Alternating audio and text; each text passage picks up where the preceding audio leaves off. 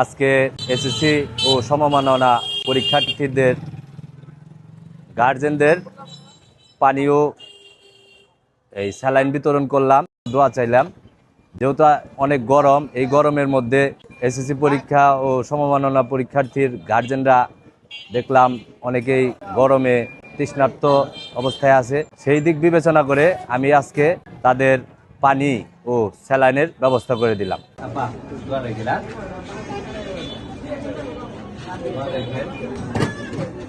ধামরাইতে আমার মূল উদ্দেশ্য হচ্ছে মাদক চাঁদাবাজ মুক্ত করা আমার মূল লক্ষ্য এবং উদ্দেশ্য। সেই সাথে যে সকল বেকার ভাইরা আছে তাদেরকে রাষ্ট্রের বোঝা হিসাবে নয়, রাষ্ট্রের সম্পদ হিসাবে রূপান্তরিত করাই হচ্ছে আমার মূল লক্ষ্য এবং মূল উদ্দেশ্য। সেই সাথে ধামরাইয়ের যে সকল অবহেলিত এলাকাগুলো আছে সেই সব এলাকাগুলোকে উন্নত করা এবং সরকারি সকল প্রকারের সুযোগ সুবিধা তাদের কাছে পৌঁছে দেওয়াই আমার মূল লক্ষ্য এবং মূল উদ্দেশ্য।